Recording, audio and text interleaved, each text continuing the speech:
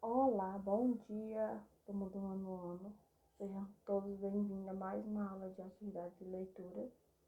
E vamos também agradecer a Deus por mais um dia de vida, por mais um dia de saúde e que possamos estar sempre com muita paz e saúde. Hoje nós vamos ler o texto O Peru de Natal, página 15 do nosso livro de gênero. Nosso primeiro Natal de família, depois da morte de meu pai, acontecia 5 meses antes. Foi de consequências decisivas para a felicidade familiar. Nós sempre, nós sempre fomos familiares felizes. Nesse sentido, muito abstrato da felicidade. Gente honesta, sem crimes, lar, sem briga, internas, nem graves dificuldades econômicas. Mas, devido principalmente à natureza cinzenta do meu pai ser desprovido de qualquer lirismo, de uma exemplaridade incapaz, acolchoado no medíocre, sempre nos faltará aquele aproveitamento da vida, que gosto pelas felicidades materiais, um vinho bom, uma extração de águas, aquisição de geladeiras, coisas assim. Meu pai fora de um bom errado quase dramático, o puro sangue dos desmanchas prazer.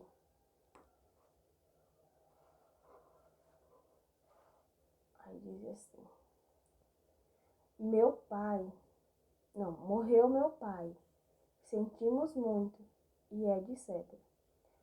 Quando chegamos nas proximidades do Natal, eu já estava que não podia mais para afastar aquela memória obstruindo do morto, que parecia ter sistematizado para sempre a obrigação de uma lembrança dolorosa em cada almoço, em cada gesto mínimo da família. Uma vez que eu sugeria à mamãe a ideia dela ir ver uma fita no cinema, o que, o que resultou foram lágrimas, onde se viu ir ao cinema de luto pesado. A dor já estava sendo cultivada pelas aparências, e eu que sempre gostava apenas regularmente de meu pai, mas por instinto de filho e que, por espontaneidade de amor, me via a ponto de aborrecer o bom do morto.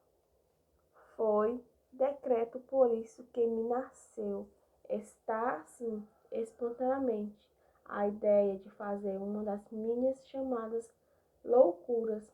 Essas foram, aliás, e desde muito cedo a minha esplêndida conquista contra o ambiente familiar. Desde cedinho,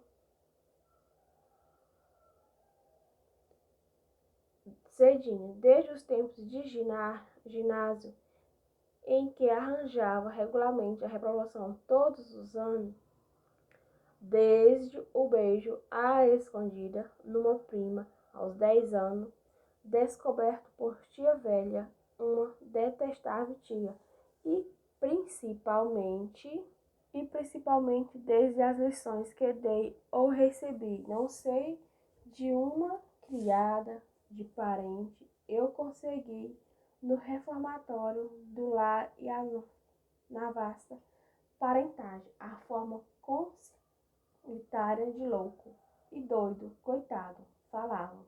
Era o costume sempre, na família, a ceia de Natal.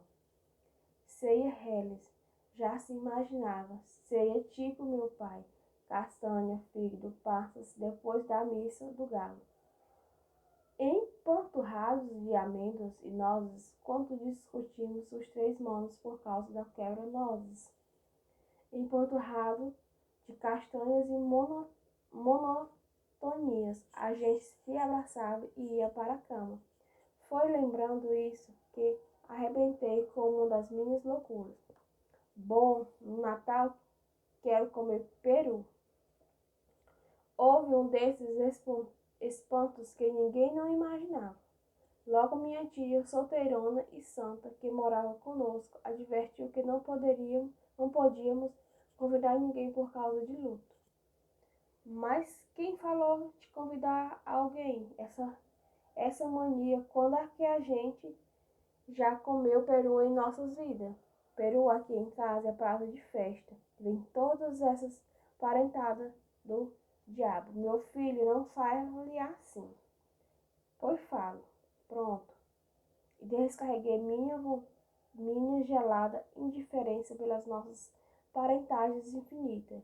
Diz que vinda da Bandeirantes, que bem me importa, era mesmo o momento para desenvolver toda a minha teoria de doido, coitado. Não perdi ocasião, me deu de sopetão ternura imensa para mamãe e titia, minhas duas mães, três com minha irmã, as três mães que sempre me divinizará a vida. E sempre aquilo vinha. Aniversário de alguém, só então fazia o peru naquela casa. Peru era prato de festa. Uma imundície de parentes já preparado pela tradição. Invadiu a casa por conta do peru, das empadinhas e dos doces. Não se convida ninguém. Era um peru para nós. 5 pessoas. Havia de ser com 2 farofas, gorda como miúdos e seca, douradinha com bastante manteiga. Queria o papo recheado só com a garrafa gorda, em que havíamos de ajuntar ameixa preta, nozes e um cálice de xadrez. Quando acabei meus projetos, notei bem, todos estavam felicíssimos, um desejo danado de fazer aquela loucura em que eu estourava. Bem que assim, era loucura sim, mas todos se faziam imaginar que eu, sozinho, que estava desejando muito aquilo e havia jeito fácil de empurrarem para cima de mim a culpa de seus desejos enormes. Sorriam-se entreolhando, tímidos, como pombas descarregadas, até que minha irmã resolveu com sentimento geral. É louco mesmo. Comprou-se o peru e fez-se o peru, etc. E depois de uma missa de galo bem mal rezada, se deu o nosso mais maravilhoso Natal. Fora engajados, fora engraçado. Assim que me lembrara de que finalmente ia fazer mamãe comer peru. Não fizera outra coisa aqueles dias que pensar nela. Senti ternura por ela, amar minha velhinha adorada. E os meus manos também estavam no mesmo ritmo violento do amor, todos dominados pela felicidade da nova que o peru vinha imprimindo da nossa família. De modo que, ainda disfarçando as coisas, deixei muito sossego que mãe cortasse todo o peru. Um momento, aliás, ela parou, feito fatias um dos lados do peito da árvore, não resistindo àquelas leis de economia sempre tinha entorpecido, numa quase pobreza sem razão. Não, senhora, corte inteiro. Só eu como tudo isso.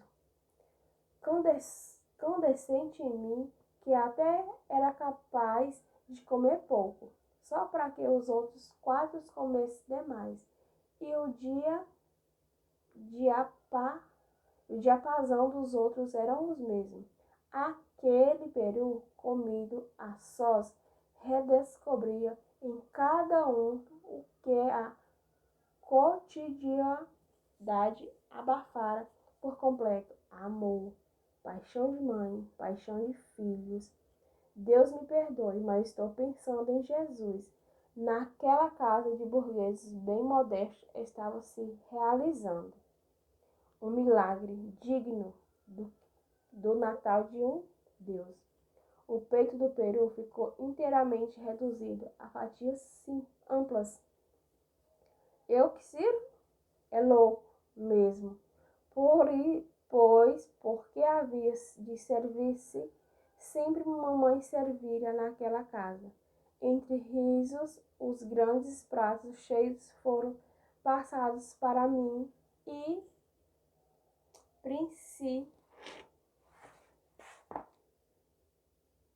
para o príncipe, uma distribuição heróica.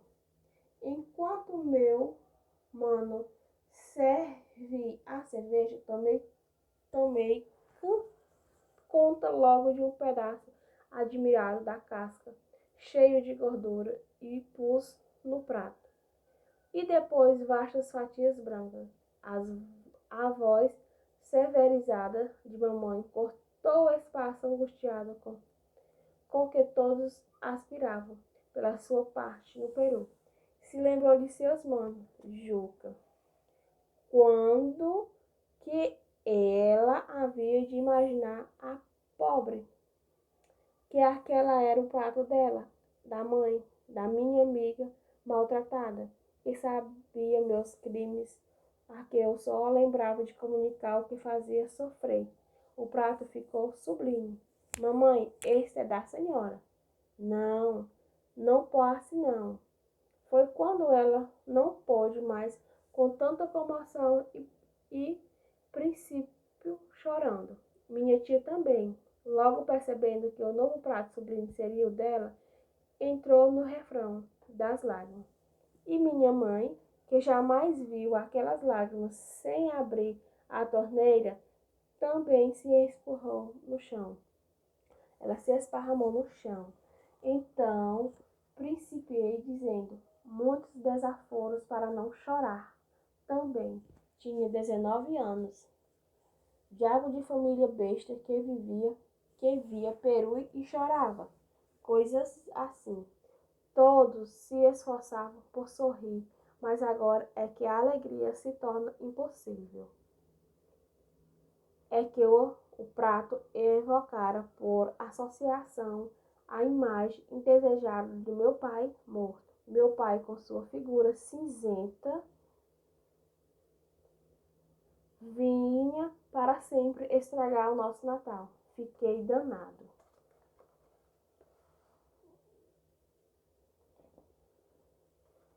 Principiou uma luta baixa entre o peru e o vulto de papai. Imaginei que gabar o peru era fortalecê-lo na luta. E está claro, eu tomara decididamente o partido do peru. Mas o defunto tem meios visguentos, muitos hipócritas, de vencer. Nem bem gabei o peru, porque a imagem de papai cresceu vitoriosa, insuportavelmente obstruidora. Só falta meu pai. Eu nem comia, nem podia mais gostar daquele peru perfeito, tanto que me interessava aquela luta entre os dois mortos. Cheguei a odiar papai. E nem sei que inspiração genial de repente me tornou hipócrita e político.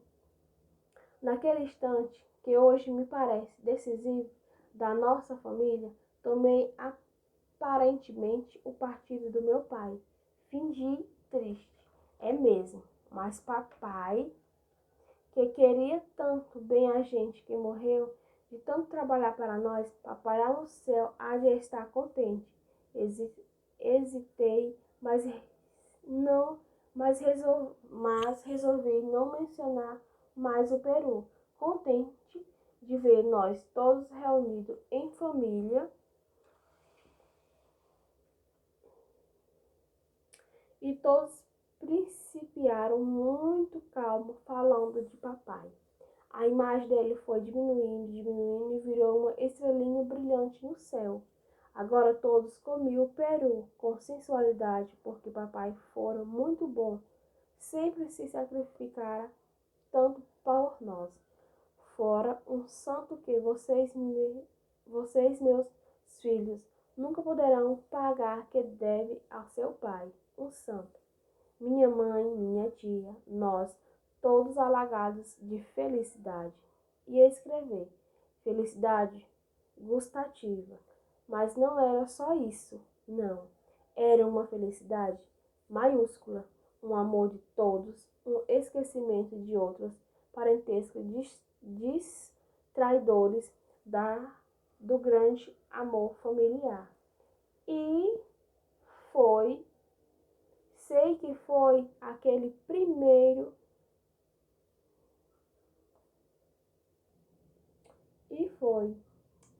sei que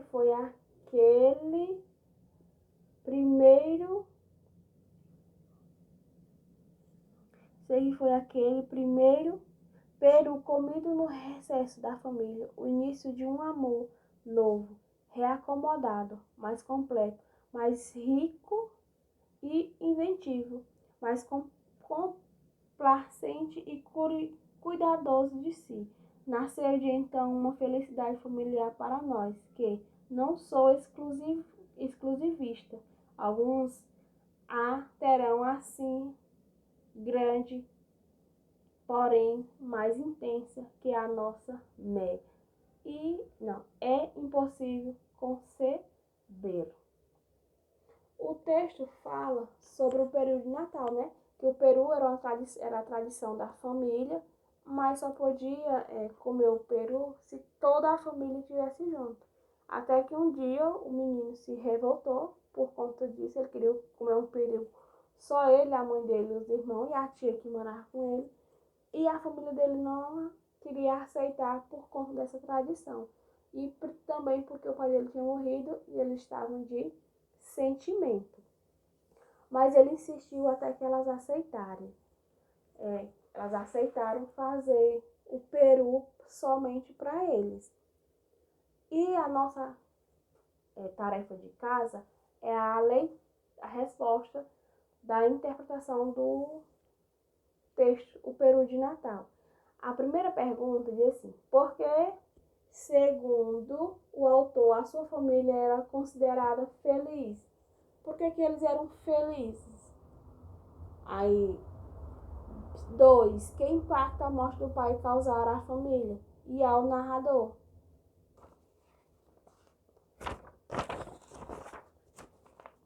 3. Por que o narrador era considerado louco? Qual foi a loucura que desencadeou a trama do conto? Ele era louco por quê? Porque ele nunca se preocupava em manter as aparências, né? Ele sempre, ele era quem era o contra da família. No trecho, meu pai, com sua figura cinzenta, vinha para sempre estragar nosso Natal. Fiquei danado. E em diversas passagens do texto, ao mencionar o pai, que imagem o narrador transmite sobre o personagem? Vocês vão estar dizendo qual é a imagem que passa do pai dele. 5. Porque o narrador afirma que o primeiro Natal após o falecimento de seu pai fora de consequência decisiva para a felicidade familiar. Por conta deles ter aceitado fazer a ceia de Natal, né? Era a tradição deles, aí e eles sempre faziam, mas com a presença do pai. Depois que o pai morreu, a família não queria fazer, mas o menino insistiu e conseguiu fazer a ceia familiar. Só com eles, não com a família toda, como era a tradição deles. Bem, gente, essa foi a nossa aula de gênero de hoje. Tenham todos um bom dia, uma ótima atividade e até a próxima aula.